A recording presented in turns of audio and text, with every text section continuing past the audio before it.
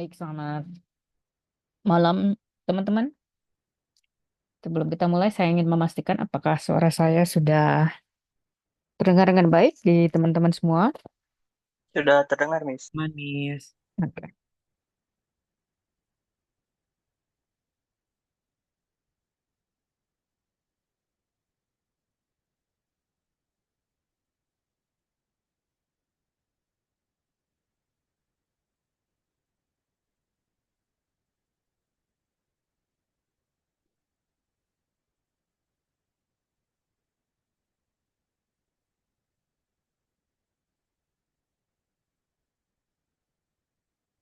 Baik, teman-teman, kita mulai mata kuliah kita pada malam hari ini.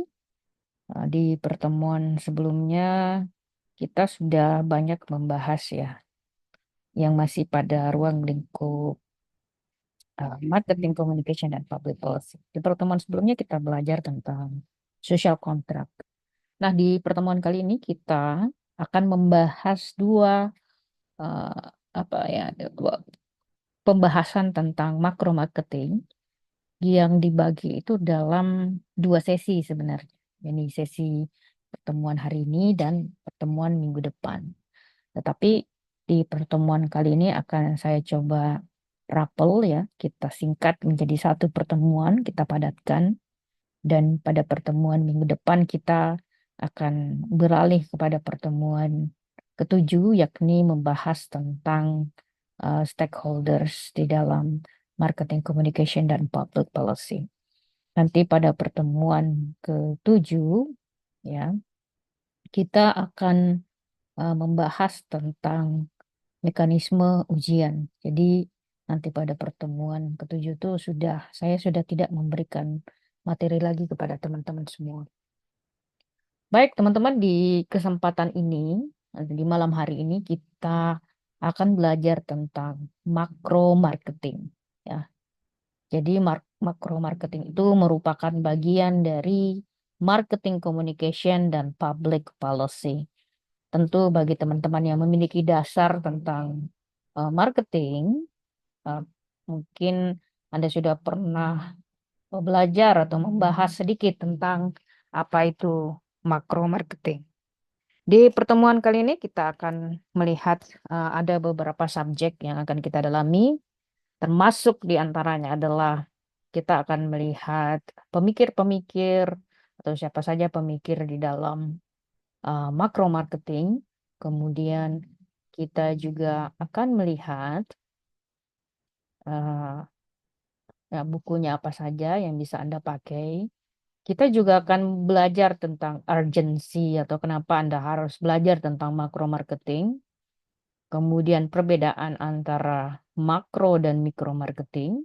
Sekaligus kita akan melihat apa mikro marketing tersebut, tahapannya seperti apa, kemudian fragmentasi dalam makro marketing riset atau penelitian pada makro marketing. Kita juga akan melihat keterkaitan antara makro marketing dan masyarakat, makro marketing atau sistem dari makro marketing, kemudian peran pemerintah dalam makro marketing. Begitu juga kita akan melihat sustainability dan environmental impact yang menjadi bagian penting di dalam makro marketing, prinsip etika, etika dilema, dan hal-hal yang berhubungan dengan the proper way to doing it. Kemudian pada pada pembahasan ke-11 nanti ke-12 nanti kita akan belajar tentang perlindungan konsumen dan pemberdayaan. Kemudian sebagai case study marketing dalam SDG, di bagian berikutnya juga kita akan belajar tentang cultural impacts of marketing atau dampak secara budaya dari makro marketing tersebut. Dan pertemuan ini akan kita tutup dengan memberikan beberapa highlight kesimpulan yang bisa teman-teman bawa nanti ya sebagai bekal untuk persiapan ujian. Baik, teman-teman, kita masuk pada sesi pertama atau pembagian atau pembahasan pertama. Teman-teman, kalau Anda tertarik ingin mempelajari lebih jauh tentang apa itu makro marketing, silakan membaca buku dari pemikir-pemikir ini ya. George Fish dari Case Western University, itu judul bukunya Marketing System. Robert F. Loss, Surface Dominant Logic, University of Arizona. Kemudian Laxniak, Ethics of Marketing, Lutz, Advanced in Consumer Research, Schultz, Macro Marketing, System Stakeholders and Sustainability. Kemudian Brian Jones, Historical Perspective in Marketing, uh, Middle State, ya, Public Policy and Marketing, Bloom, The Handbook of Marketing and Society, Philip Kotler di sini ada dua buku yang seperti pada pertemuan sebelumnya saya sudah highlight.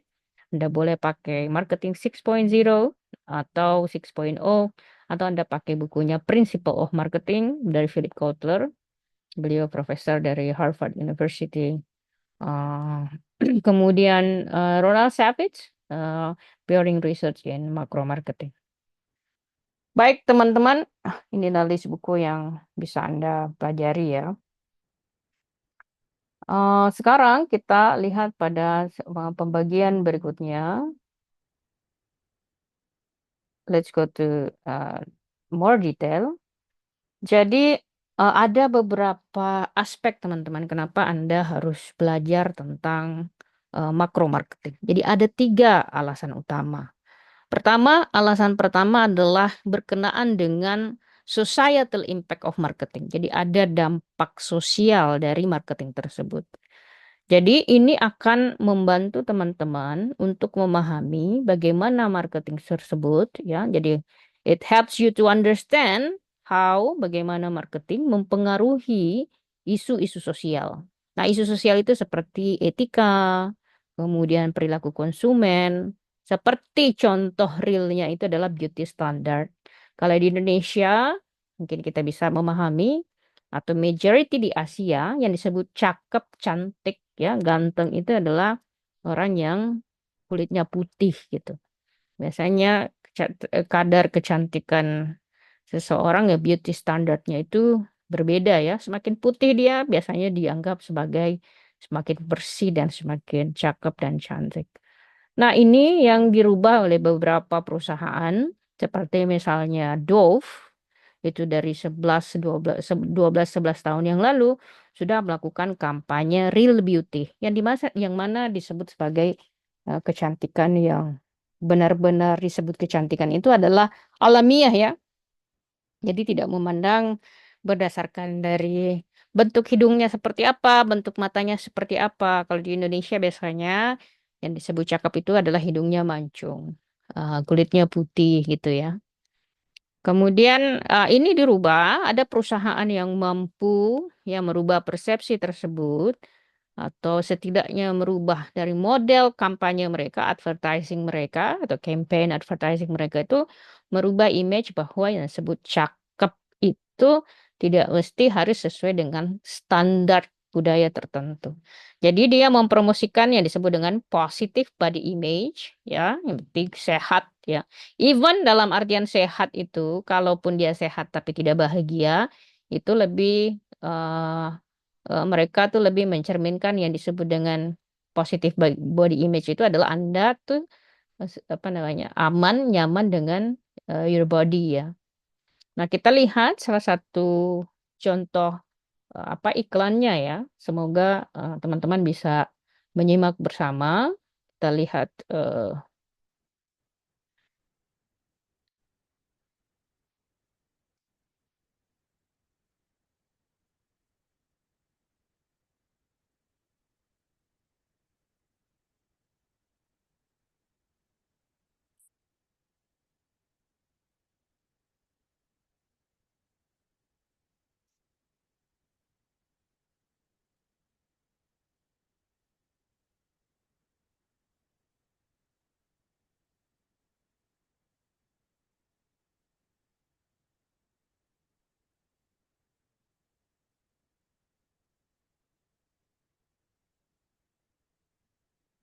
Nah, itulah teman-teman iklan dari Dove. Jadi kalau kita lihat dari Iklannya tadi, advertisingnya itu dia tidak menstandarkan yang disebut dengan cakep itu modelnya seperti apa ya.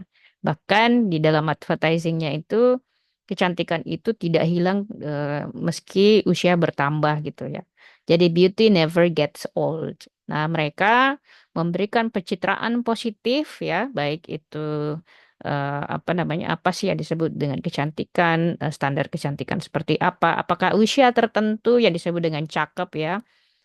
Kadang-kadang kita punya persepsi masyarakat yang mengatakan kalau sudah tua dia sudah tidak cakep. Nah, Dove is one of a company. Dove ini kan bagian dari Unilever ya. Dia mampu merubah persepsi tersebut. Nah, sebagai orang yang teman-teman yang berkecimpung di dunia komunikasi, tentu hal-hal seperti ini Anda harus bisa melihat aspek positifnya ya.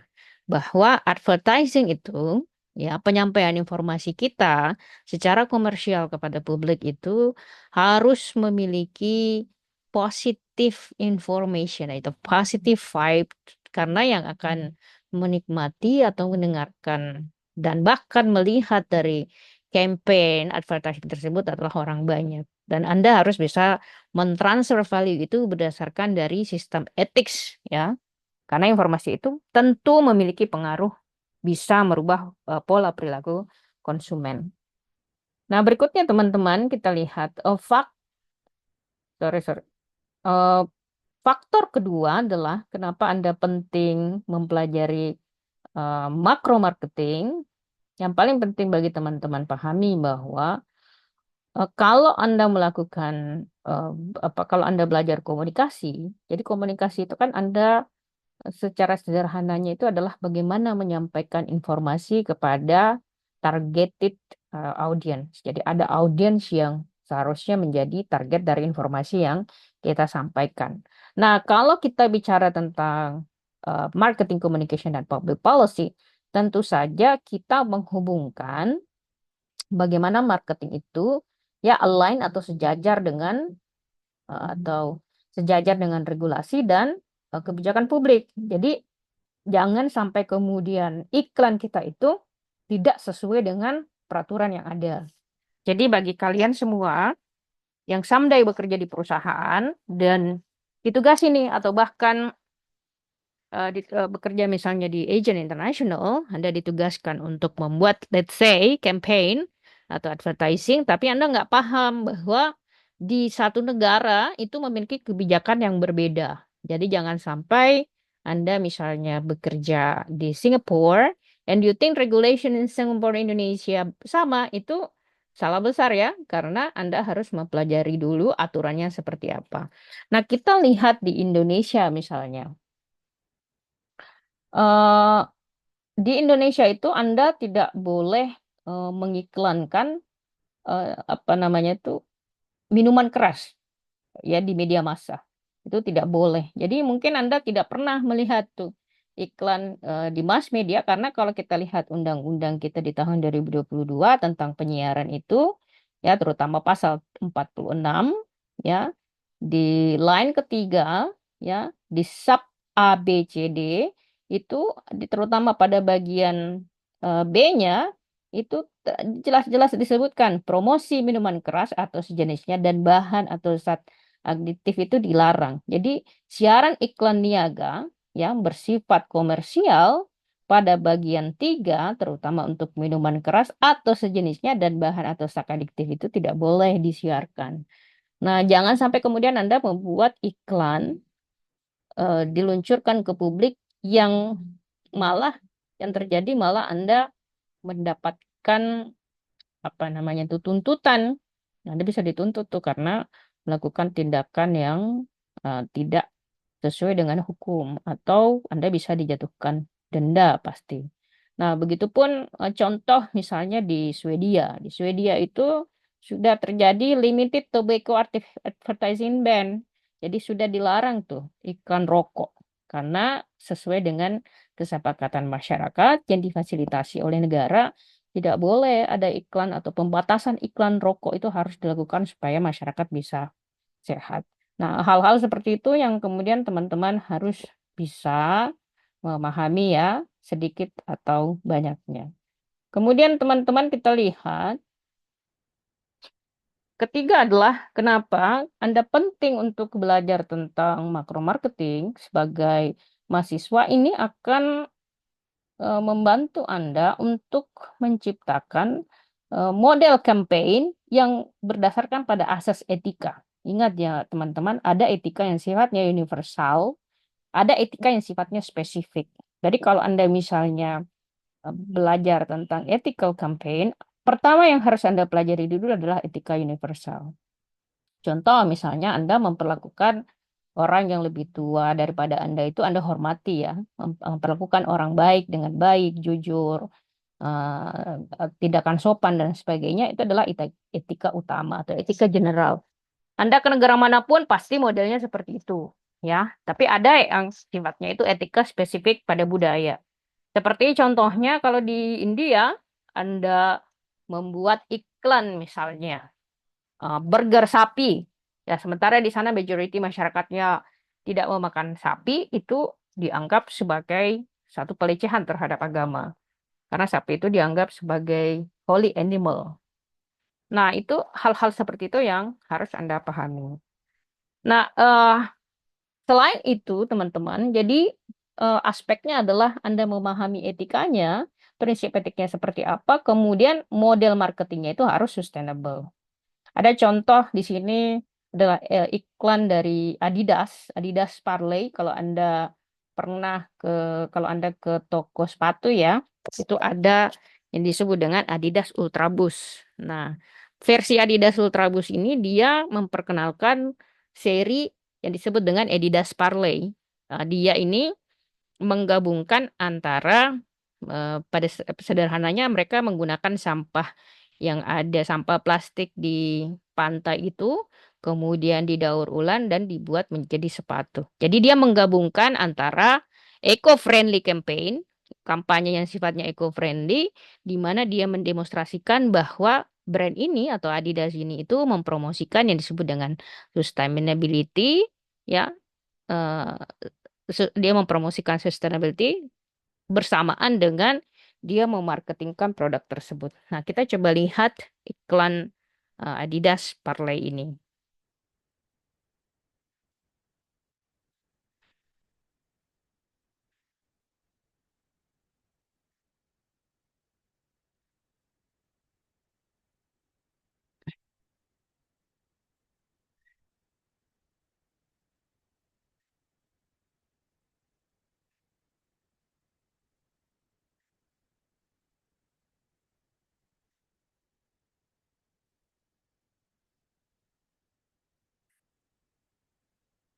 Oke, itulah iklan dari Adidas Parley ya.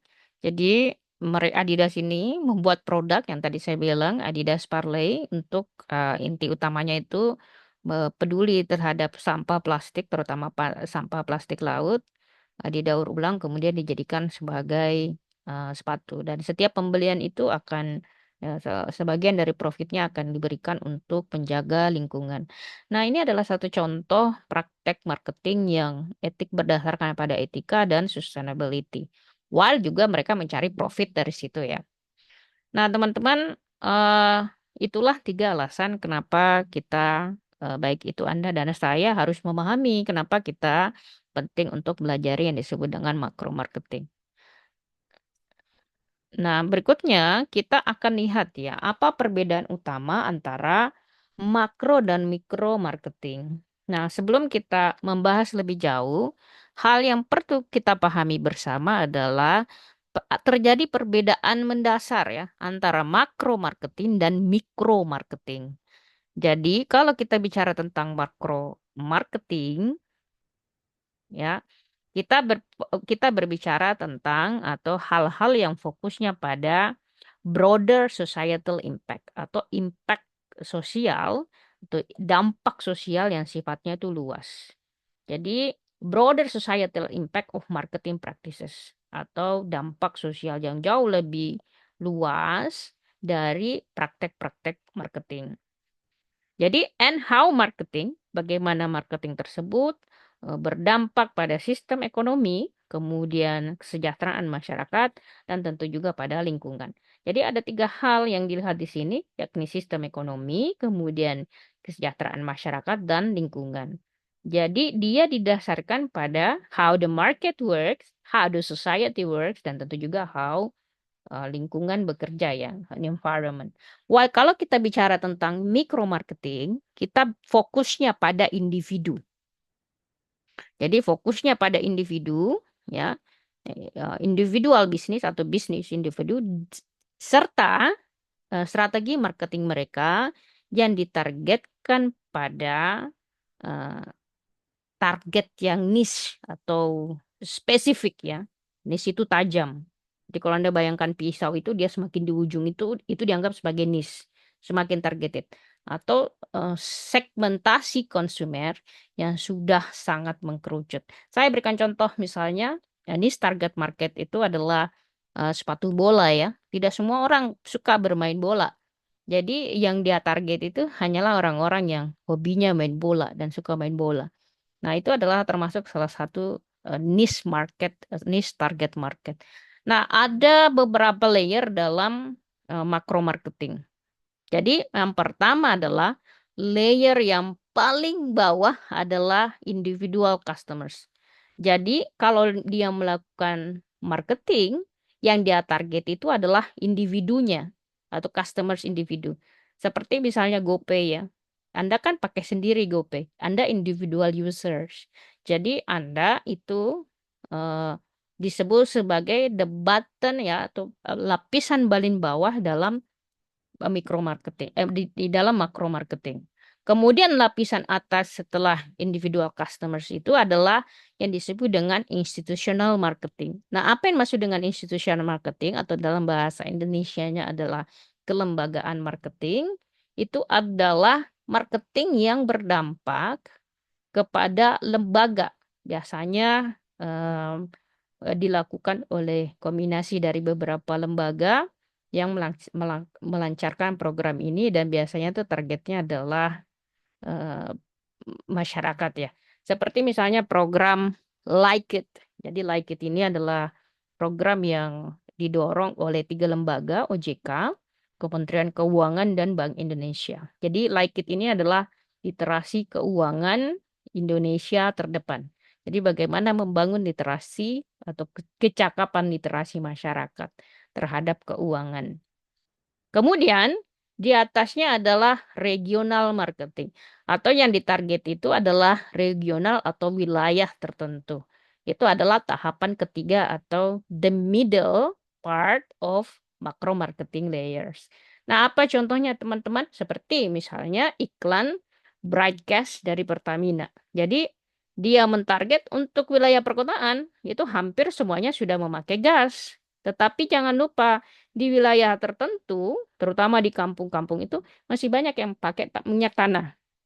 Jadi dia itu targetnya itu secara regional wilayah tertentu yang tentu masih belum menggunakan gas, mereka kemudian dilakukan berbagai cara atau eh, bagaimana menyampaikan kepada mereka melalui advertising ya dan model-model pendekatan lainnya itu supaya mereka mau beralih dari minyak tanah ke gas.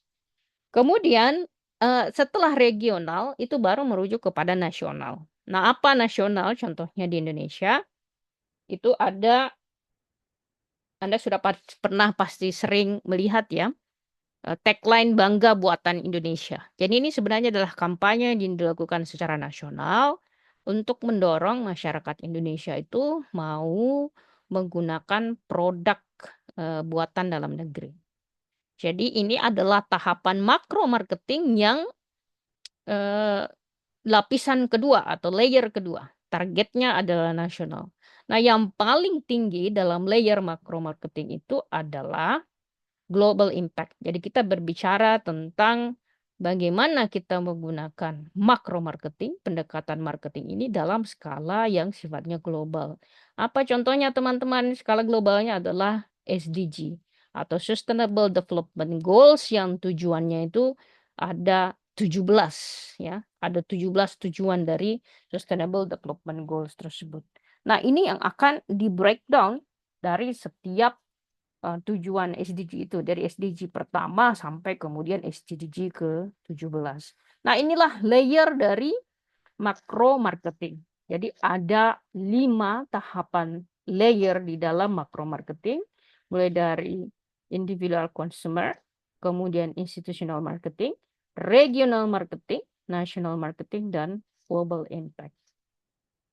Berikutnya teman-teman, kita merujuk pada pembahasan kita berikutnya. Nah, sekarang kita lihat perbedaan utama antara makro dan mikro marketing. Perbedaan ini kita bisa lihat dari 2 aspek utama. Tadi kalau kita bicara pada pembahasan atau diskusi kita sebelumnya, kita berbicara tentang masih pada level definisinya apa sih perbedaannya. Nah, kita lihat sekarang perbedaannya dari pendekatan strategi atau strategi approach antara makro marketing dan mikro marketing. Kita lihat dulu dari makro marketing. Pertama, dari pendekatan strateginya, makro marketing itu melakukan pendekatan yang sifatnya itu holistic approach. Nah, apa yang dimaksud dengan holistic approach adalah pendekatan secara menyeluruh. Jadi bagaimana semua usaha marketing tersebut dikombinasikan untuk memberikan dampak sosial ya secara menyeluruh dan membawa pada kesejahteraan global. Jadi dampaknya itu memang dalam skala global. Itu kalau kita pendekatan makro marketing. Ya, makro marketing dari segi strategi approach. Jadi segala sesuatu usaha marketing efforts-nya itu tujuannya itu adalah untuk mencapai ya global welfare atau kesejahteraan global. Sementara kalau pendekatan strategi dalam mikro marketing itu hanya dibuat untuk mencapai kebutuhan tertentu atau yang disebut dengan specific needs ya terutama dari individu dan kemudian segmen tertentu. Jadi kalau perbedaan secara signifikannya adalah kalau kita bicara tentang strategi approach dari makro marketing, dampaknya secara luas, sementara mikro marketing itu adalah individu atau segmented customers. Kemudian challenges-nya ya. Jadi ada tantangannya. Jadi setelah kita lihat definisi, kemudian pendekatan strateginya, sekarang kita lihat tantangannya berbeda, teman-teman. Kalau kita bicara tentang makro marketing, itu tantangannya besar. Seperti misalnya ya sustainability atau keberlangsungan. Kemudian kita bicara tentang etika konsumen. Kemudian kita bicara tentang kesenjangan ekonomi melalui marketing. Jadi kita menghadapi beberapa tantangan ya berbeda kalau kita bicara tentang micro marketing. Tantangannya itu termasuk misalnya efektif segmentasi, apakah segmentasinya itu sudah efektif, kemudian memahami secara baik perilaku dari customer tertentu atau konsumer tertentu dan bagaimana beradaptasi dengan kondisi pasar lokal. Nah, itu yang perbedaannya ya. Jadi salah satunya dia modelnya lebih luas, satunya lebih spesifik kalau kita lihat dari challenges-nya. Nah, dalam makro marketing, teman-teman, kalau kita melihat makro marketing ini, ada beberapa aspek yang harus teman-teman pahami. Ya, jadi dia ada 6 aspek utama yang harus Anda pahami, terutama kalau Anda pengen memahami yang disebut dengan lingkungan dari makro marketing. Nah, makro environment dari makro marketing ini termasuk misalnya aspek legalnya. Anda harus belajar tuh aspek legalnya seperti apa. Karena di setiap negara itu aspeknya berbeda ya. Jadi seperti misalnya kebijakan tenaga kerjanya, kemudian kebijakan perdagangannya seperti apa. Anda harus bisa pay attention terhadap hal-hal tersebut. Kemudian yang kedua adalah faktor ekonomi. Nah, faktor ekonomi ini secara luas itu sebenarnya subnya banyak ya. Kita bisa salah satunya melihat aspek ekonomi ini dari pertama misalnya dari segi makro. kalau kita bicara makroekonomi, tentu kita tidak bisa terlepas dari misalnya perspektif GDP atau growth domestic product, bahasa Indonesianya PDB ya. Kemudian rate inflasinya seperti apa, belanja konsumennya seperti apa, atau biasanya kalau dalam bahasa ekonominya kita terjemahkan menjadi belanja rumah tangga. Kemudian aspek berikutnya adalah faktor teknologi. Nah, faktor teknologi ini mempengaruhi rate inovasi atau pertumbuhan inovasi, kemudian adaptasi terhadap eh, teknologi baru.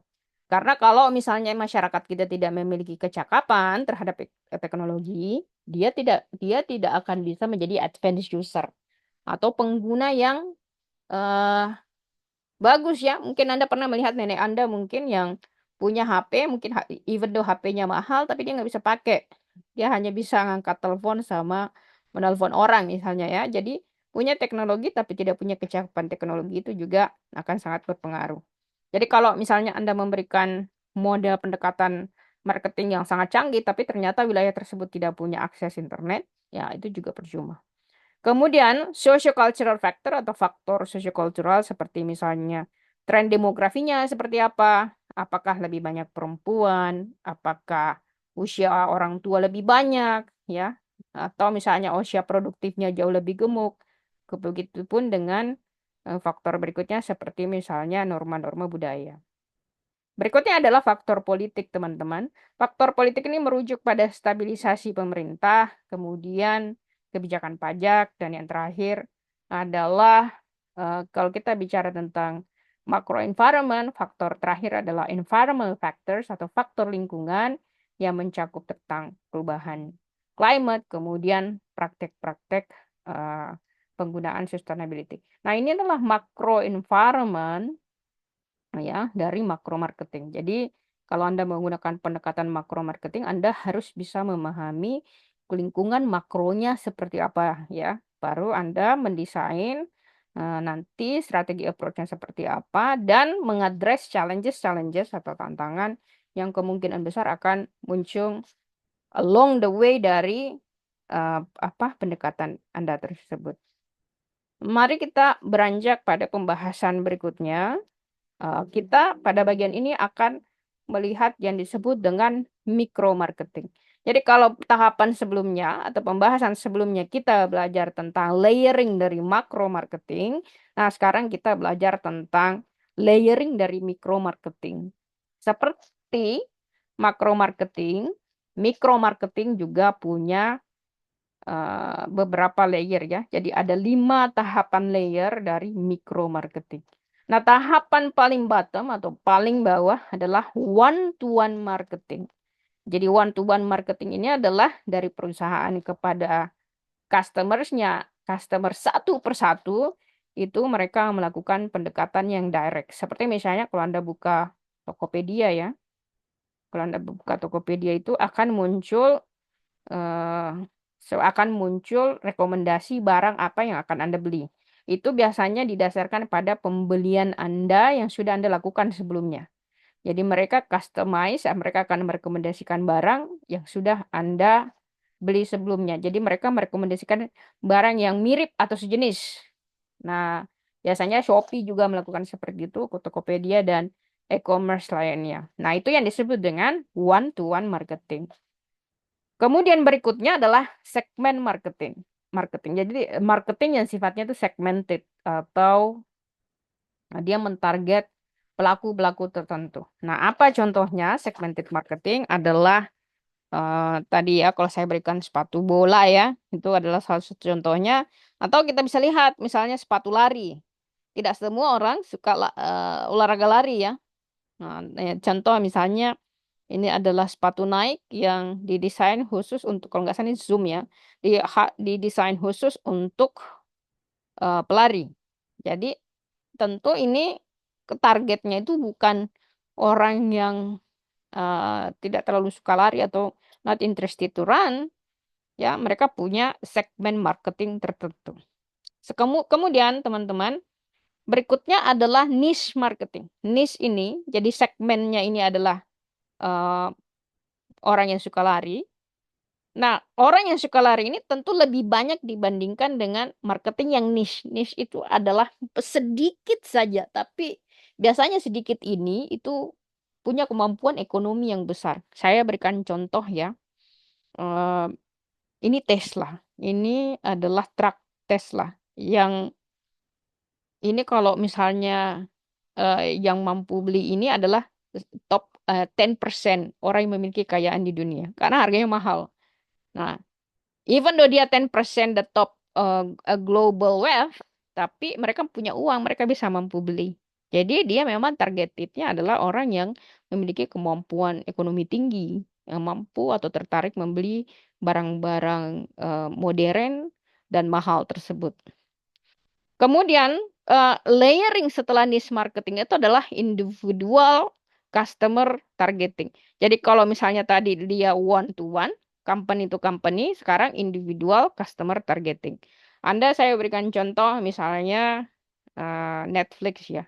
Ini Netflix. Di Netflix itu Anda bisa pakai banyak user. Anda tuh tinggal new user, kalau di rumah saya itu ada misalnya 5 users ya.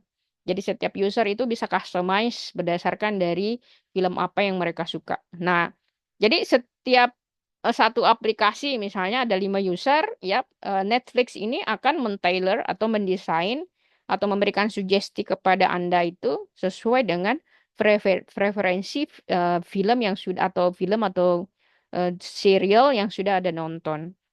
Jadi dia targetednya itu individual customer targeting. Nah, di atas, paling atas dari micro marketing itu adalah local marketing. Nah, apa yang maksud dengan local marketing, teman-teman?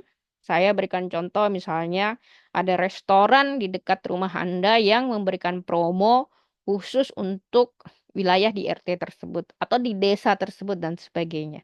Bisa juga misalnya local marketing itu adalah Starbucks memberikan promo di wilayah tertentu. Misalnya biasanya itu Starbucks promo ini berlaku di Jakarta tapi tidak berlaku misalnya di luar Jakarta atau tidak berlaku di airport. Biasanya mereka sering melakukan hal seperti itu. Nah, ini yang disebut dengan local marketing. Berfungsinya untuk wilayah tersebut atau khusus untuk atau didesain untuk wilayah tersebut.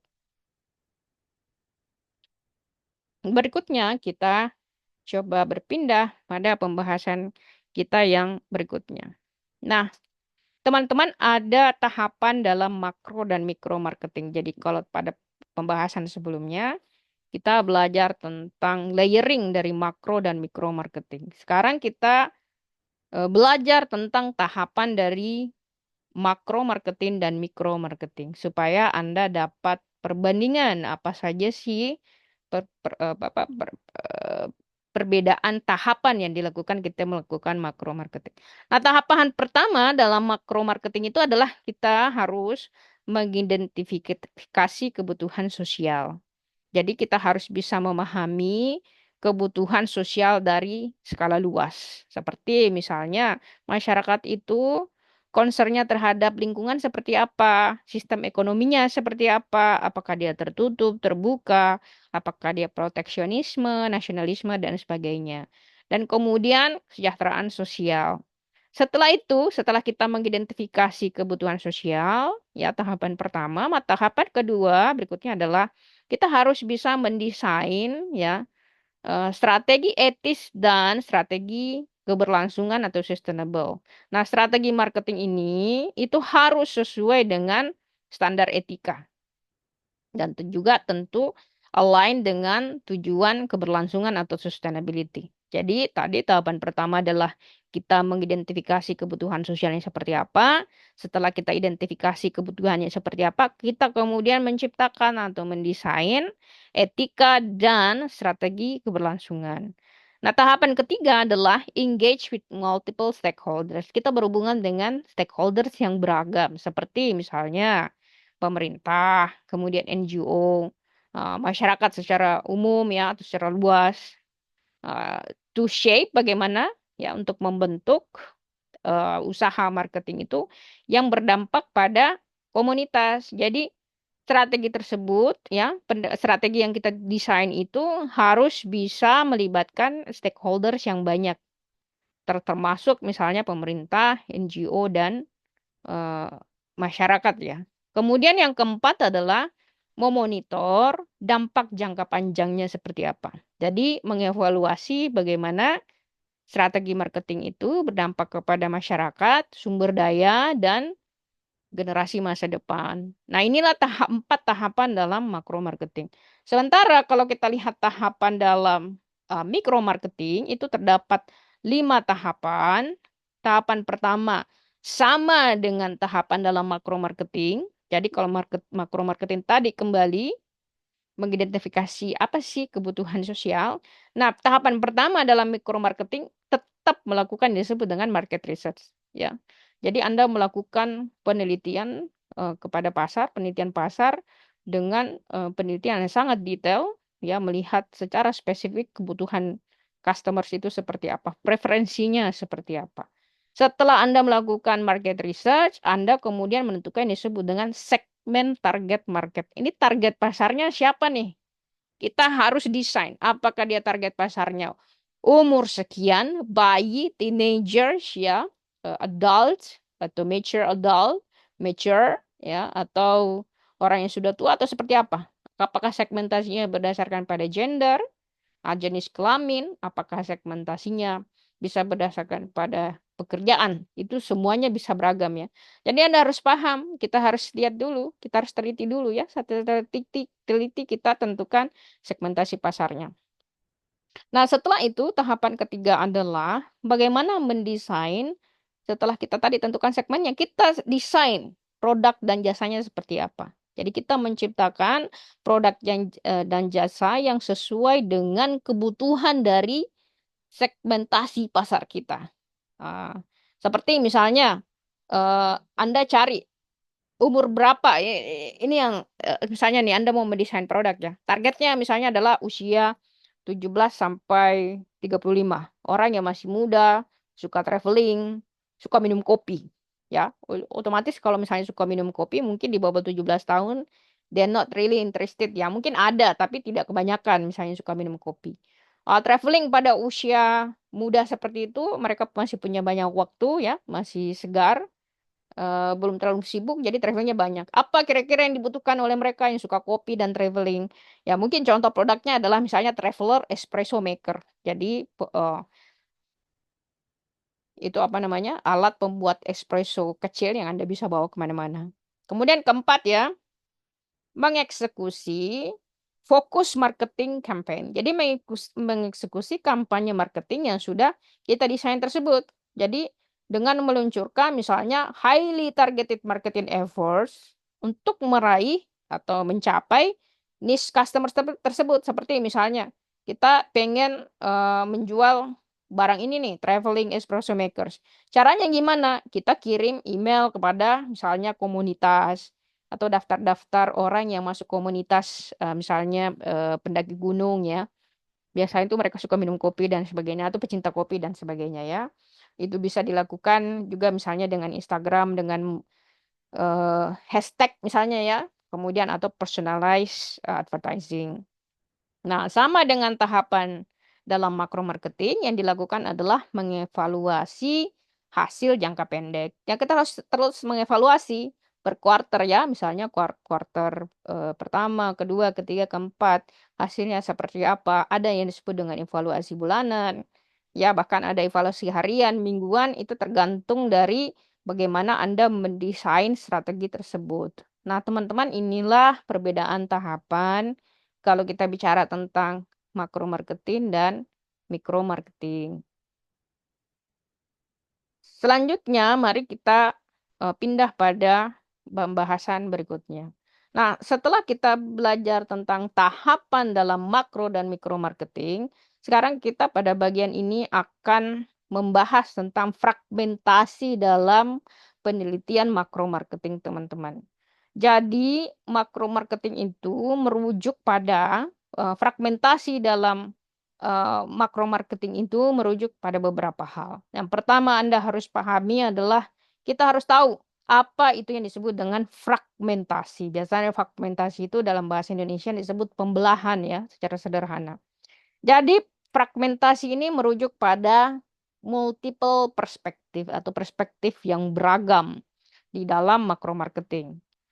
Nah, ini akan menghasilkan fokus yang beragam. Misalnya fokusnya pada prinsip etika, keberlangsungan, dan kebijakan publik. Nah, apa yang menyebabkan terjadinya perbedaan fragmentasi ini? Jadi kalau kita lihat ya, jadi dalam fragmentasi makro marketing research, ya, penyebab fragmentasinya itu disebabkan oleh 3 hal utama, seperti misalnya perbedaan prioritas. Anda mau etika tapi nggak untung, susah ya. Jadi perbedaan prioritas pertama. Jadi ada beberapa penelitian yang fokus pada isu lingkungan. Ada yang penting lingkungan bagus. Gitu. Ada yang peduli pada customers protection, perlindungan customers. Ya. Jadi ada yang peduli terhadap eh, apa angle-angle yang berbeda. Jadi yang menyebabkan terjadinya fragmentasi dalam atau perbedaan perspektif atau multiple perspektif dalam makro marketing atau penelitian makro marketing itu disebabkan oleh 3 hal yang penting ya. Pertama adalah perbedaan prioritas, kemudian perbedaan prioritas ini bisa merujuk pada misalnya dia peduli pada etika, environmental issue, kemudian customer protection, termasuk juga seperti misalnya environmental issue ya, atau isu lingkungan. Jadi fragmentasinya merujuk pada ini, dua ini. Kemudian kedua penyebab fragmentasi itu adalah cross disciplinary, ya. Jadi pendekatan knowledge yang berbeda. Jadi gabungan pengetahuan dari ekonomi, sosiologi, dan bisnis ini kemudian menciptakan pendekatan yang multi perspektif. Karena orang yang belajar ekonomi itu biasanya akan memiliki prinsip yang berbeda atau pemahaman yang berbeda dengan orang yang belajar sosiologi, antropologi, bisnis, dan sebagainya. Nah, saya seperti berikan contoh misalnya ya, Anda mau pilih sustainable atau economic growth. Kalau kita sustainable, misalnya nih, kita peduli lingkungan, contoh mungkin saya berikan contoh mungkin kepada Anda adalah kalau misalnya Anda menangkap ikan di laut, Anda belum punya jaring yang bagus. Misalnya nih, jaring itu dia akan menangkap ikan kecil sampai ikan besar gitu. Padahal lebih bagusnya kalau ya Anda menangkap size ikan tertentu. Tapi masalahnya adalah Anda nggak punya jaring yang bisa menangkap segmented size tersebut. Nah, apakah Anda pilih nih? Anda biarkan Anda tidak tangkap, ya sustainable aja, atau misalnya ya udah nggak apa-apa, nggak ada pilihan. Nah, itu adalah pilihannya. Apakah Anda pilih misalnya sustainable atau pertumbuhan ekonomi? Seperti misalnya ada beberapa makro marketing yang merujuk pada ya udahlah sustainable aja seperti misalnya mengurangi sampah plastik. Kan tidak semua negara itu bisa mengurangi sampah plastiknya. Ada beberapa jenis perusahaan itu yang kalau dia kurangi penggunaan plastiknya dia rugi. Sementara yang lain misalnya dia mempromosikan lokal industri untuk pertumbuhan ekonomi. Nah, ini hal-hal ini yang menyebabkan terjadi banyak perbedaan ya. Mari kita melihat pembahasan berikutnya. Nah, sekarang kita lihat marketing dan society. Bagaimana makro marketing itu dengan masyarakat. Teman-teman kita lihat ya, apa sih peran dari makro marketing pada masyarakat? Pertama adalah fokusnya adalah melihat bagaimana marketing tersebut berpengaruh pada kesejahteraan masyarakat dan pembangunan komunitas. Jadi teman-teman kalau kita komunitas itu bisa merujuk ya Anda tinggal di wilayah tertentu itu bisa disebut dengan community. Anda punya komunitas tertentu misalnya komunitas pencinta buku, that's a community. Jadi sekumpulan masyarakat yang berkumpul ya atau sejumlah masyarakat yang berkumpul itu yang disebut dengan community. Nah, komunitas itu kalau dia dibangun disebut dengan community development. Uh, Kemudian berikutnya adalah peran makro marketing dalam masyarakat adalah mencari keseimbangan dari tujuan bisnis dengan tanggung jawab sosial. Nah, ada 3 areas of impact di dalam makro marketing dan keterhubungannya dengan masyarakat. Seperti misalnya public health. Jadi kalau kita lihat ya, makro marketing itu tujuannya misalnya dia pengen mengurangi orang perokok gitu. Di samping itu mereka juga pengen misalnya memperingatkan orang bahwa merokok itu bisa berdampak pada kesehatan orang lain. Atau misalnya lebih segmented dia pengen membuat campaign yang mana mengajak ya ini pelajar yang perokok itu dengan misalnya menjelaskan apa sih masalah yang muncul ketika pelajar itu merokok, misalnya mengganggu prestasi belajar, perkembangan paru-paru jadi terganggu ya. Kemudian kalau sakit dia lebih susah sembuh, malas makan, kurus dia. Dan misalnya kalau dia merokok dia jadi kecanduan. Kemudian kalau dia kecanduan itu gejala kesehatan banyak yang muncul ya. Kemudian terlihat lebih tua serta sering memiliki masalah kulit misalnya seperti jerawat atau masalah kulit lainnya. Jadi ini adalah jenis campaign yang dibuat karena mempromosikan misalnya gaya hidup lebih baik ya, anti smoking campaign contohnya. Kemudian perlindungan lingkungan. Nah, apa ini yang dilakukan oleh Gojek? Jadi untuk mengurangi polusi, mereka biasanya tuh dia kampanyenya mereka menggunakan kendaraan bermotor listrik, ya. Itu ada salah satu tujuan bagaimana memperlihatkan perusahaan peduli pada lingkungan. Atau mereka menanam pohon ya untuk mengurangi polusi. Nah, itu adalah campaign yang sifatnya itu environmental protection. Jadi encouraging praktek-praktek yang sifatnya sustainable. Kemudian yang ketiga adalah cultural influence atau pengaruh budaya. Ya, bagaimana misalnya kita membuat marketing yang membentuk atau merefleksikan budaya kita. Seperti misalnya batik goes global ya. Jadi ini ada peragaan busana batik ya, di mana dia dipromosikan secara global. Nah, jadi areas of impact dari makro marketing ini harus melihat pada aspek public health, lingkungan, dan budaya. Nah, inilah keterhubungan antara makro marketing dengan society atau masyarakat. Berikutnya, teman-teman, kita ke pembahasan selanjutnya adalah kita akan melihat sistem dari makro marketing tersebut. Nah, apa yang dimaksud dengan sistem di sini? Jadi sistem di sini merujuk pada atau makro marketing system merujuk pada the complex network atau network yang sifatnya itu kompleks dari hubungan antara relationship between bisnis ya, satu bisnis, kemudian konsumen, kemudian pemerintah dan masyarakat. Jadi kalau Anda ingat pertemuan kita ya, kalau kita belajar triangle itu ada state di sini ya, state, kemudian ada society di sini ya, kemudian di sini ada market. Nah, keterhubungan tiga aktor ini di mana market merupakan bagian dari bisnis ya. Jadi mempelajari kompleksitas hubungan dari ketiga aktor ini itulah yang disebut dengan makro marketing system. Jadi dengan bekerja sama untuk ya menyelesaikan masalah-masalah sosial dilakukan melalui marketing.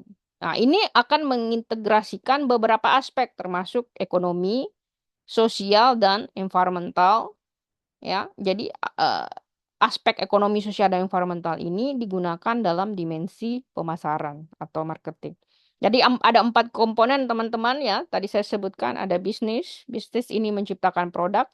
Jadi this is business. Bisnis menciptakan produk. Produk ini dijual kepada pasar ya. Jadi tujuannya adalah profit. Customers itu ya atau society merupakan bagian dari customers, tapi tidak semua customers pasti society, tapi tidak semua society adalah customers. Nah, consumers ini adalah orang atau orang per orang yang melakukan demand terhadap usaha. Ya, ada demand-nya. Kalau society itu adalah targeted dari bisnis, belum tentu dia melakukan demand. Sementara pemerintah adalah orang per orang atau lembaga yang mengeluarkan peraturan atau regulasi bagaimana bisnis ini bisa mendapatkan profit tapi tidak merusak atau tidak melakukan atau tidak merugikan customers. Makanya ada yang disebut dengan customers protection. Nah, bagaimana juga bisnis ini tidak merusak lingkungan atau kehidupan dari society ini. Jadi, ketiga aspek ini saling berkaitan satu sama lain. Oleh karena itu 4 komponen ini juga Anda perlu lihat, pastikan ya. Jadi di dalam makro marketing system itu ada 4 distribution of influence yang sangat penting, yakni society, business, consumers, dan government. Berikutnya kita lihat pembahasan kita. Saya berikan contoh misalnya ini dari Unilever ya. Unilever itu punya produk yang banyak teman-teman. Mungkin Anda sudah sangat familiar dengan produk tersebut. Jadi Unilever ini punya komitmen untuk mengatasi permasalahan plastik ya. Mulai dari hulu sampai hilir. Nah, misalnya dia pengen mengurangi 50% plastik baru, terutama untuk pengurangan mutlak sebesar 100.000 ton dan mempercepat penggunaan plastik daur ulang. Jadi dia sudah pengurangan plastik baru itu 50%. Dan penggunaan plastik daur ulangnya ini sampai 25%. Memastikan 100% kemasan plastik dapat digunakan kembali. Jadi plastik yang mereka buat itu bisa digunakan kembali atau bisa didaur ulang atau bahkan bisa diubah menjadi kompos. Ketiga, mengumpulkan dan memproses lebih banyak plastik yang dijual. Jadi kita lihat contoh-contoh produknya ya. Ada Axe, kemudian Citra, ada Clear, ya, ada Lifebuoy, Rinso, Rexona, dan sebagainya. Jadi packagingnya ini banyak yang terbuat dari plastik. Bahkan kalau kita lihat teh aja itu, bungkus paling luarnya itu kan plastiknya. Jadi ada beberapa komitmen dari perusahaan yang tujuannya itu apa? Dunia bersih dari sampah.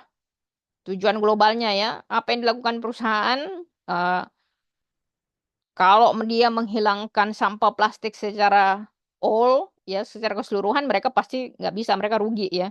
Karena memang ada beberapa packaging itu jauh lebih murah kalau mereka menggunakan plastik. Tapi apa yang bisa mereka lakukan? Misalnya mencari alternatif, bagaimana menjaga lingkungan dengan mengurangi sampah plastik baru, sampah plastik tersebut bisa recyclable, kemudian apa namanya bisa recyclable, bisa didaur ulang dan bisa digunakan kembali. Nah itu yang bisa dilakukan oleh perusahaan.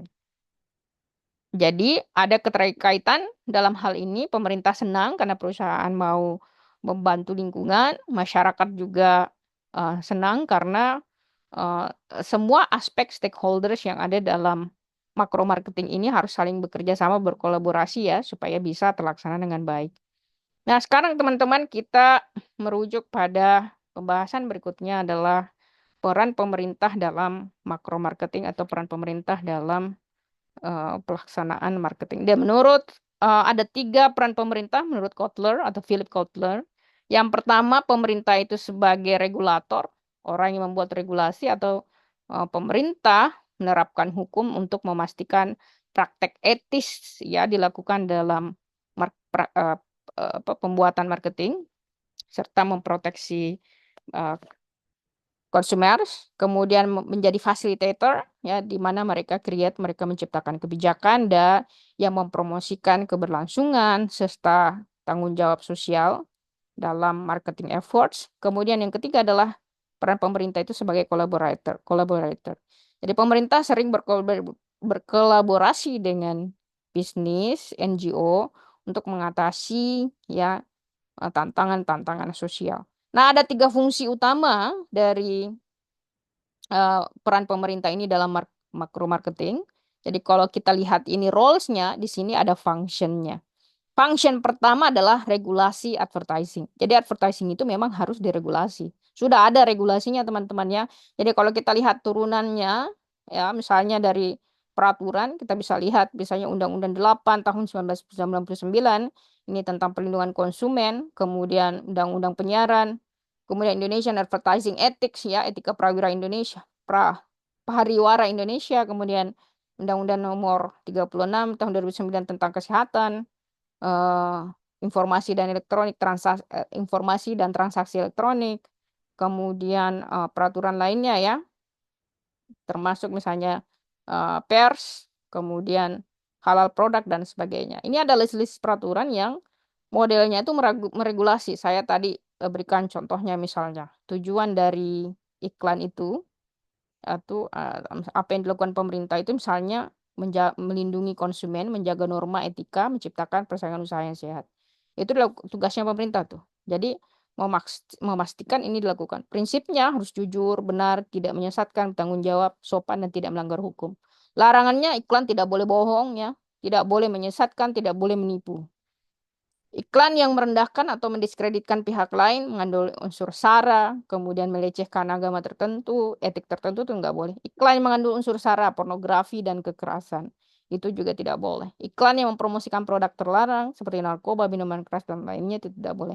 Iklan yang melanggar hak kekayaan intelektual, ya, menggunakan materi dari orang lain, plagiarisme, itu juga tidak boleh. Jadi memang diatur. Jadi pemerintah itu punya 3 fungsi, meregulasi advertising, memastikan bahwa ini tuh betul-betul secara jujur, ya tidak desektif, tidak menipu, kemudian menerapkan peraturan perlindungan terhadap lingkungan, ya, mandating eco-friendly practice, atau menganjurkan praktek-praktek yang sifatnya itu ramah lingkungan seperti eh, pelarangan packaging plastik. Kemudian yang ketiga adalah perlindungan konsumen. Jadi bagaimana menerapkan kebijakan yang memproteksi hak-hak konsumen serta mempromosikan perdagangan secara fair ya, secara adil. Ini biasanya Anda lihat kalau Anda masuk ke Starbucks itu ada biasanya kata-kata fair trade ya. Bagaimana Starbucks itu mendukung yang disebut dengan perdagangan secara fair ya. Nah, sekarang teman-teman kita eh, pada segmentasi ini kita akan merujuk pada pembahasan berikutnya, yakni sustainability dan dampak lingkungan atau environmental impact.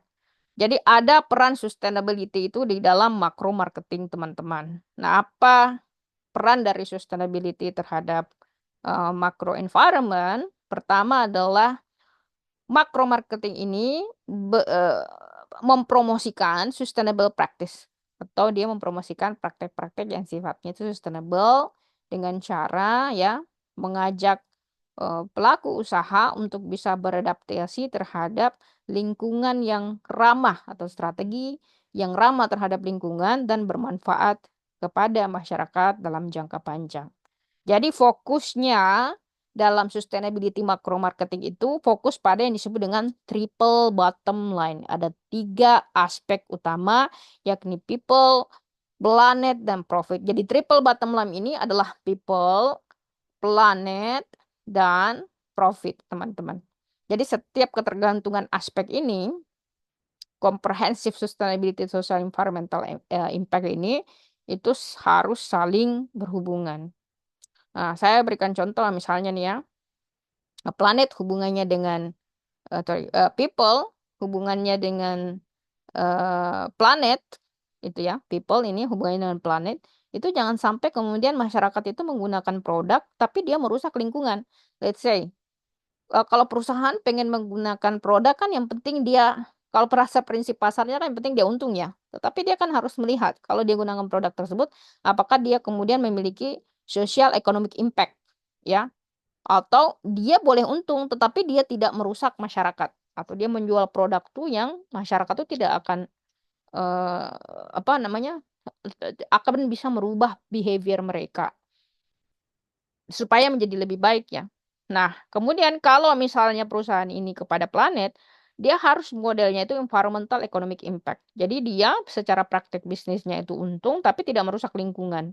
Begitupun cyclingnya ya. Misalnya people kepada lingkungan, jangan sampai kemudian penggunaan masyarakat ini dari produk hasil perusahaan ini dia merusak planet kita. Jadi ada 3 area dalam impact lingkungannya yang harus kita cermati bersama. Pertama adalah resource conservation atau konservasi sumber daya dengan encouraging penggunaan materi yang sustainable. Ya, tidak boleh misalnya eh, kalau kita lihat Starbucks misalnya dia itu sudah tidak pakai apa tuh sedotan yang plastik ya, sudah pakai sedotan kertas tuh dia. Kemudian penggunaan waste reduction, pengurangan sampah ya, termasuk pengurangan packaging yang kemudian packaging itu jadi sampah. Jadi kalau tadi itu kayak Starbucks misalnya dia pakai pipe apa namanya eh selang air atau pipe ya, pipe pipe sedotan air, sedotan minuman yang masih plastik itu tentu dia sampah plastiknya itu susah, dia akan daur ulangnya akan lama. Kemudian ketiga adalah carbon footprint ya. Jadi bagaimana mengurangi emisi dan menggunakan eh, energi yang ramah lingkungan, teman-teman. Sekarang kita ke pembahasan berikutnya. Jadi kita lihat pembahasan kita pada slide ke-11 adalah etika dilema dalam makro marketing. Jadi ada dilema etis di dalam makro marketing itu. Yang pertama harus kita pahami bersama adalah apa yang dimaksud dengan etika dilema dalam makro marketing. Jadi ethical dilema dalam makro marketing itu muncul ketika praktek marketing ini berkonflik dengan masyarakat. Jadi kita melakukan marketing itu berkonflik tidak sesuai dengan nilai-nilai masyarakat atau menyebabkan kerusakan uh, uh, atau berdampak terhadap masyarakat. Jadi harus ada keseimbangan antara profitability dan social responsibility. Kita boleh untung, perusahaan boleh untung, tetapi kita harus punya tanggung jawab sosial. Saya berikan contoh misalnya dampak lingkungan atau profit. Saya berikan contoh misalnya, ini lahan sawit ya. Coba Anda lihat lahan sawit ini. Ini adalah hasil dari penebangan hutan. Ini dampak lingkungannya luar biasa. Nah, ini tim bagaimana caranya? Ini kan sawit ini nanti diterjemahkan jadi produk ini nih, minyak goreng. Salah satu turunan dari minyak goreng itu dipakai untuk buat Indomie ini. Jadi kan ada turunan produknya. Jadi bagaimana produk awal ini yang disebut dengan raw material ini dikonversi menjadi minyak goreng, kemudian dikonversi lagi menjadi bahan turunan seperti mie goreng ini, itu secara pembuatannya sustainable, memiliki tanggung jawab secara sosial, tapi di satu sisi kita juga harus bisa menerima fakta bahwa orang berbisnis itu cari untung. Jadi memang ada dua hal ya, aspek lingkungan dan profit ini, keuntungan ini harus balance. Jadi, should the company prioritize profit ketika dia merusak lingkungan? Tentu saya tidak ya. Jadi, contoh misalnya, Indomie ini bisa saja dia, kalau dia peduli lingkungan, ganti kemasan Indomie ini dari plastik menjadi kemasan lainnya. Tetapi ingat, ketika kemudian dia diganti dengan kemasan yang mungkin jauh lebih ramah lingkungan, mungkin harganya jauh lebih mahal. Sementara targeted market untuk Indomie ini adalah masyarakat menengah ke bawah. Coba lihat, memang ada orang kaya yang makan Indomie tiap hari, kan tidak ya. Kemudian yang kedua adalah customers manipulation atau manipulasi customers. Our marketing campaigns that exploit customer vulnerabilities ethical. Jadi campaigners itu marketing yang kemudian marketer yang kemudian membuat advertising itu jangan sampai kemudian dia memanipulasi customers. Misalnya dia targeting children dengan itu yang seperti saya pernah jelaskan di pertemuan kita sebelumnya ya. Kalau di Korea Selatan itu mereka tuh punya kebijakan nggak boleh ada iklan junk food di mana ketika anak-anak itu ada di rumah atau ketika anak-anak tersebut punya potensi untuk melihat TV. Itu nggak boleh. Ya. Jadi kita tidak boleh itu misalnya kalau kita sekarang nggak punya aturan itu. Di jam apapun anak-anak itu bisa melihat semua jenis iklan. Mulai dari iklan makanan tidak sehat dan makanan yang penuh gula dan sebagainya ya. Kemudian yang ketiga adalah cultural sensitivity atau sensitivitas budaya. Jadi memastikan bagaimana marketing itu respect terhadap perbedaan budaya. Seperti misalnya menggunakan tagline budaya ya untuk kepentingan komersial. Nah, hal-hal ini harus dicermati semuanya ketika Anda terjun dalam bidang ini ya. Sekarang kita ke pembahasan berikutnya, pembahasan customers protection atau perlindungan konsumen dan pemberdayaan. Jadi terdapat korelasi antara makro marketing dan perlindungan konsumen serta pemberdayaan. Jadi konsumen itu tidak hanya kita proteksi, tapi kita juga berdayakan ya. Jadi makro marketing ini tujuannya adalah untuk mengatasi atau address the broader societal impacts atau dampak secara luas dari marketing termasuk misalnya melindungi dan memberdayakan konsumen. Jadi ini memastikan bagaimana bisnis itu bisa berjalan secara etis, fokus pada kesejahteraan masyarakat jangka panjang dan juga adalah hak-hak dari customers. Makro marketing ini kemudian drive policy, membuat kebijakan dan framework yang mempromosikan ya seperti misalnya perdagangan yang baik, jujur, pendidikan pada konsumen ya, konsumen itu dididik dengan baik. Kemudian praktek-praktek etika yang berdampak baik bagi konsumen. Nah, apa itu customers protection dan empowerment? Jadi kalau kita bicara tentang customers protection atau pelindungan konsumen, itu ada peraturan undang-undangnya ya atau ada peraturannya, itu adalah bagaimana kita melindungi konsumen dari tindakan-tindakan yang tidak fair atau praktek usaha yang tidak fair. Misalnya kalau kita beli barang, kalau tidak bagus, kita punya hak untuk mengembalikannya sepanjang itu betul-betul misalnya perusahaan itu defektif produknya dari pabriknya memang rusak. Kemudian customer empowerment atau pemberdayaan konsumen, yaitu memberikan pengetahuan kepada customers dan alat di mana mereka bisa terinformasi dengan baik. Jadi customers itu juga harus punya pengetahuan ya. Kalau misalnya mereka beli barang, kalau barangnya rusak dari pabrik, mereka punya hak untuk kembalikan barang tersebut. Nah, ada beberapa aspek dari pelindungan konsumen itu seperti misalnya keamanan produk, kejujuran dalam periklanan, ya tidak boleh ada misleading ya.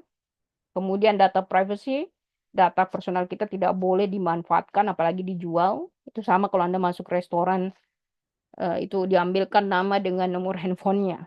Nanti nama dan nomor handphone itu dijual ke perusahaan marketing lagi. Jadi kita tuh banyak dapat tuh WhatsApp yang nggak jelas. Itu sebenarnya nggak boleh tuh hal-hal seperti itu. Kemudian pemberdayaan konsumer ya, seperti misalnya mempromosikan, menyediakan informasi yang akurat untuk mengambil keputusan yang tepat, mempromosikan akses terhadap proteksi hukum dan feedback terhadap sistem. Nah, inilah hal-hal yang kalau kita bicara tentang customer protection dan pemberdayaan. Berikutnya kita lihat pembahasan berikutnya adalah masih terhadap consumer protection dan empowerment. Saya berikan contoh pada kalian ya. Ini websitenya Tokopedia. Jadi di website Tokopedia itu kalau Anda beli barang, itu memang diatur tuh. Account, refund, balance, income balance, password, and security. Jadi kalau misalnya Anda beli barang yang rusak, sepanjang Anda buka you take a video, Anda ambil video tuh ketika Anda buka packagingnya dan betul-betul kelihatan rusak di situ, ya. Misalnya Anda terbukti tidak melakukan hal-hal yang merusak barang tersebut, Anda punya hak untuk mengembalikan, Anda berhak untuk mendapatkan refund sepanjang Anda bukti. Ya, jadi memang pemerintah harus bisa menjamin ya, memaksa bahkan melalui peraturan bagaimana perusahaan tersebut mau melakukan ini agar ada trust dari customers kepada perusahaan, perusahaan trust kepada customers, dan pemerintah menjaga baik itu kepentingan dari pengusaha, kepentingan juga dari customers. Jadi masyarakat itu memang perlu dilindungi, tetapi juga di satu sisi perlu dididik dengan baik. Berikutnya teman-teman kita lihat pada bagian ke-13, yakni dampak budaya dan dari makro marketing. Tadi di awal perkuliahan saya sempat menjelaskan bahwa ada aspek budaya yang perlu kita lihat. Jadi apa itu dampak budaya dalam makro marketing? Jadi makro marketing ini kan mempengaruhi dan merefleksikan budaya, norma, kemudian social behavior atau perilaku sosial melalui global dan lokal marketing strategi, melalui marketing strategi secara global dan lokal.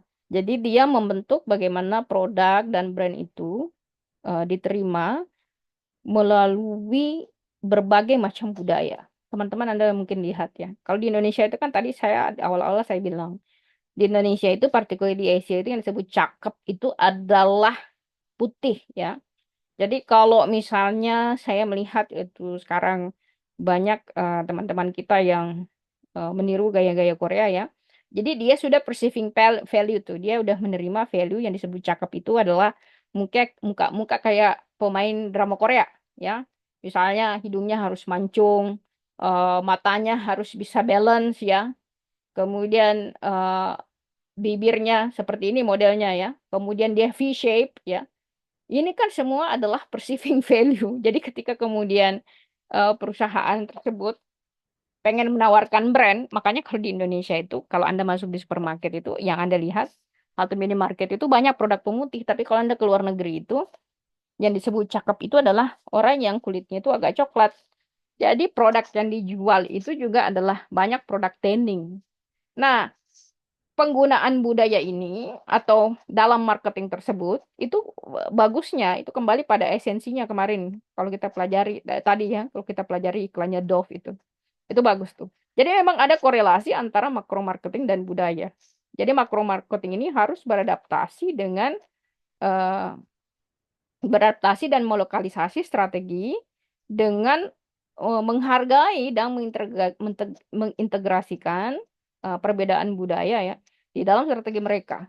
Jadi kalau misalnya Anda di Indonesia ada iklan untuk membuat kulit menjadi lebih coklat dan hitam, I don't think itu akan laku ya, karena memang budayanya itu perceiving value-nya juga berbeda.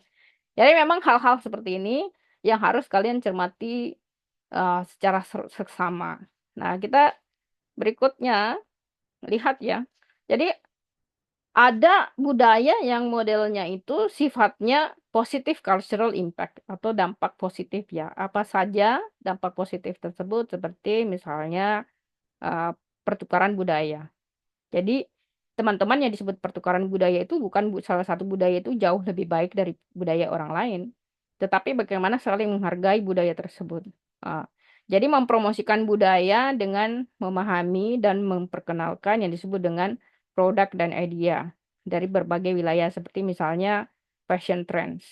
Jadi kalau lihat hebatnya budaya Korea itu dia sudah mampu itu membuat orang memakai hanbok ya.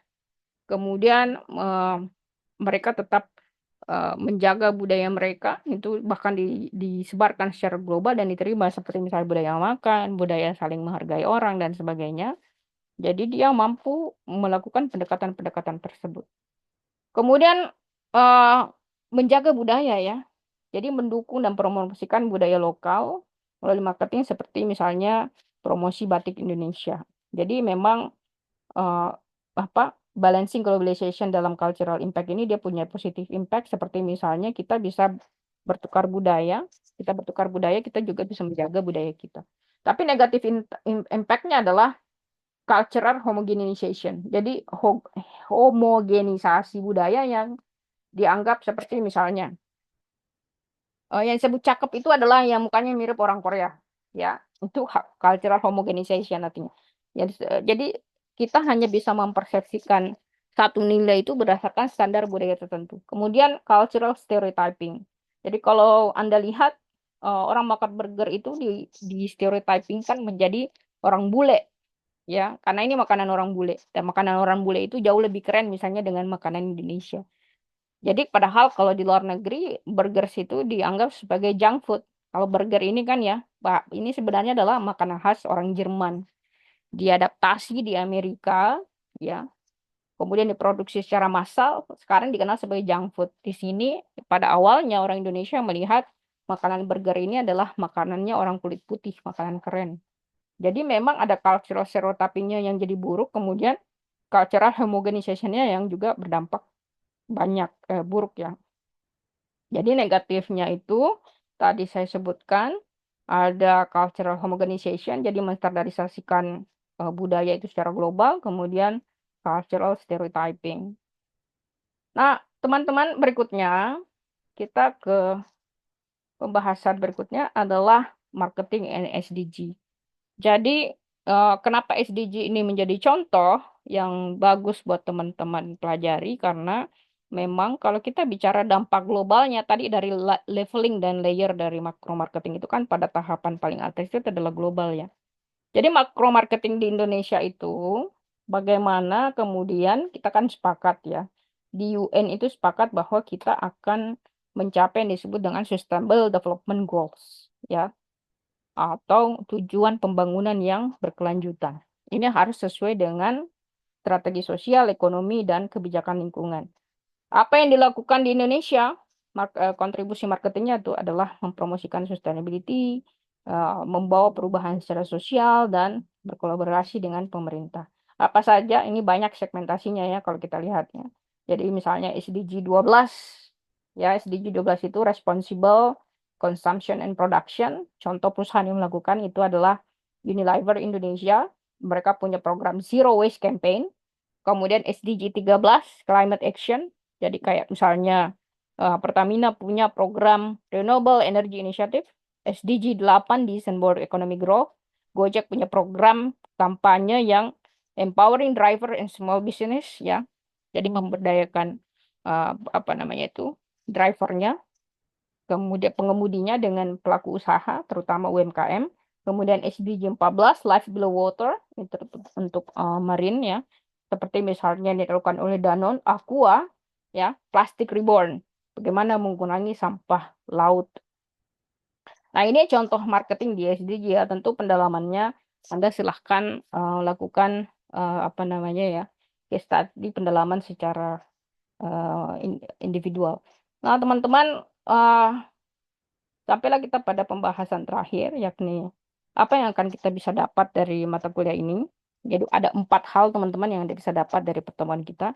Yang pertama adalah makro marketing itu membentuk ya long societal impact atau dampak secara jangka panjang. Fokus pada holistic aspek atau aspek-aspek holistik dari marketing dengan memastikan praktis bisnis berkontribusi terhadap kesejahteraan masyarakat, ekonomi, lingkungan dalam jangka panjang. Kedua, teman-teman, yang penting adalah makro marketing ini drive SDG. Dia tujuan utamanya adalah Sustainable Development Goals. Ini sejalan dengan marketing, prinsip marketing yaitu sustainability, etika konsumen, kemudian tujuan lingkungan yang didemonstrasikan seperti contoh yang telah dilakukan Unilever, Danone, dan Gojek di Indonesia. Kemudian yang ketiga adalah teman-teman ini pelakunya banyak. Ada pemerintah, ada pelaku usaha, ada masyarakat. Jadi kolaborasinya adalah tinggi. Jadi partnership antara pemerintah dan pengusaha, baik seperti contohnya tadi Pertamina, Gojek, memastikan bahwa prinsip marketing ini mendukung pertumbuhan ekonomi dan kesejahteraan masyarakat. Yang keempat dan terakhir teman-teman, pemberdayaan masyarakat dan keberlanjutan itu penting. Jadi masyarakat itu perlu dididik ya kesadarannya. Tidak hanya kita paksa mereka untuk atau kita kasih barang, kita harus didik mereka. Jadi makro marketing ini memberdayakan konsumen untuk memastikan mereka bertanggung jawab terhadap pilihan mereka dan mempromosikan keberlanjutan seperti misalnya Indomie ya, fokus pada praktek bertanam sawit yang sustainable dengan mengurangi misalnya sampah lingkungan dan sebagainya. Nah, inilah 4 takeaway di dalam pertemuan kita. Just basically mencakup pertemuan kali ini sudah mencakup materi week kelima dan week ke-6. Nah, sampai di sini teman-teman silahkan jika ada yang ingin bertanya. Miss, saya mau bertanya, Miss. Silahkan. Iya, saya Aksan ingin bertanya sih, Miss, terkait dengan yang tadi kan Miss sempat nyebut kalau makro marketing itu tuh bisa menuju ke sustainable ya, Miss. Nah, maksudnya biar bisa kita ngebuat campaign yang sustainable dan ethical. Tapi dan Miss itu nyontohinnya waktu tadi tuh yang sepatu Nike kalau nggak salah, Miss.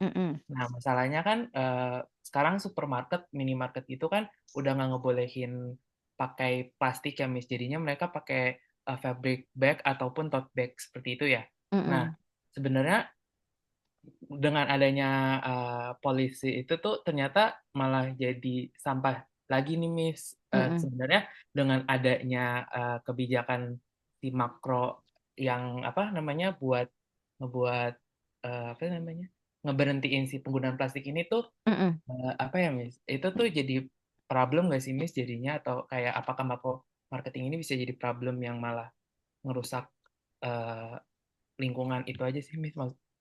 Pertanyaannya semoga dimengerti, maaf, Miss. Saya paham kok. Jadi memang, jadi tujuan kalau kita bicara makro marketing itu kan ada layernya ya. Tadi seperti saya sebutkan. Jadi layer yang paling tingginya itu tujuannya secara global. Kalau tadi pertanyaannya adalah kalau di SDG itu kan dia peduli pada sustainable lingkungan terutama pengurangan sampah plastik. Kalau dia life below water itu dia tetap sustainable misalnya lingkungan laut, tetapi juga salah satu masalah di lingkungan laut itu kan adalah sampah plastik. Nah, pertanyaannya adalah dengan kita approaching seperti itu, misalnya di Jakarta, Anda nggak boleh pakai plastik itu sampai ke kantong plastik ya. Yang dilakukan adalah Anda beli tote bag tuh. Tetapi kemudian dia muncul masalah baru ya. Anda nggak ganti tote bag tapi muncul sampah-sampah lainnya ya. Tapi ini masalahnya gini. Ini hanya muncul masalah bagi orang yang punya kemampuan ekonomi tinggi. Jadi kalau kita bicara dalam economic pie, ya, jadi modelnya itu economic pie begini ya, itu masyarakat menengah ke bawah yang dia akan sangat peduli dengan harga 3.000 yang penghasilannya itu di bawah 2 juta. Itu akan sangat peduli. Mereka tidak mungkin akan beli kantong yang harganya 7.000, 5.000. Itu sangat yakin. Yang menjadi masalah adalah orang-orang yang berada di tingkat leveling ini. Ini yang disebut dengan middle income class. Inilah yang kemudian beli tote bag 1, 2, 3, sampai 10. Nah, caranya gimana supaya mereka berhenti beli ini 1, 2, 3, 4, 5? Nggak ada solusi secara jangka pendeknya ya. Karena kalau kita lihat dari struktur sosial, 70% masyarakat itu tuh ada di leveling ini. 70%. Jadi setidaknya kita 70% sudah bebas sampah itu. Tinggal menyelesaikan bagaimana sisa 30% ini ya, terutama masyarakat menengah ke atas ini yang punya kemampuan ekonomi untuk membeli itu. Ya memang setiap kebijakan itu pasti ada kontroversinya ya. Kita biasanya menyebut itu dalam bahasa kebijakan atau public policy itu disebut dengan negative unintended consequences atau konsekuensi negatif dari tujuan kebaikan kita. Kita tujuannya baik, memaksa orang untuk tidak menggunakan sampah plastik. Tapi at the end of the day kan ada residu atau dampak dari kebijakan tersebut. Nah, tidak ada jalan pendek atau shortcut karena yang bisa dilakukan adalah mengedukasi mereka. Saya termasuk orang yang sering beli terlalu banyak kantongnya. Dan yang saya lakukan adalah sebenarnya membagi-bagikan kantong-kantong itu. Saya nggak buang, saya bagikan kepada orang-orang yang butuh ya, terutama kayak penjual-penjual di pinggir itu, atau saya biasa berikan, donasikan ke wilayah-wilayah di pedesaan sehingga mereka bisa pakai. Karena bagi orang pedesaan itu mereka menganggap yang barang-barang seperti itu tuh daripada ngeluarin harga 7.000, 10.000, 15.000, kalau mereka dapat gratis itu mereka senang. Jadi mungkin strategi seperti itu ya, kayak saya misalnya, Anda nggak perlu memberitahu saya itu karena saya termasuk misalnya customers yang sudah beredukasi dengan baik. Nah, mengedukasi customers itu merupakan salah satu tugas dari makro marketing ini. Bagaimana nanti Anda sebagai perusahaan itu bikin campaign, tidak hanya memberikan campaign terhadap produk, tapi juga mendidik customer itu supaya lebih cerdas. Mungkin penjelasan saya seperti itu. Ada lagi? Oke, makasih Miss. Berarti yang menjadi problemnya itu orang yang konsumennya ya Miss, maksudnya bukan dari para bisnis yang ngebuat regulasi itu. Kalau bisnis kan dia nggak buat regulasi ya, yang buat regulasi itu kan pemerintah sebenarnya. Regulasinya udah benar, tapi tadi ya kalau bikin campaign itu, kalau bikin kebijakan itu pasti ada yang dampaknya baik. Yang penting dampak baiknya jauh lebih besar daripada dampak buruknya. Intinya seperti itu. Kalau semuanya perfect 100% nggak ada dampaknya itu nggak mungkin. Ya, Oke Miss, makasih Miss. sama. Ada lagi? Silakan yang lain kalau ada yang ingin bertanya. Kalau tidak ada, saya tunggu 1, 2, 3. Kalau nggak ada, kita cukupkan pertemuan kita pada malam hari ini. Kita akan membahas kembali atau kita akan bertemu kembali pada pertemuan berikutnya di sesi week ke-7. Kita akan membahas materi tentang stakeholders ya, atau pemetaan stakeholders dalam marketing communication dan public policy yang akan kita bahas pada pertemuan berikutnya. Baik teman-teman, terima kasih banyak atas waktunya. Have a very good night dan sampai ketemu pada minggu depan. Selamat malam dan bye everyone. Kasih, Miss. Makasih Miss. Thank you.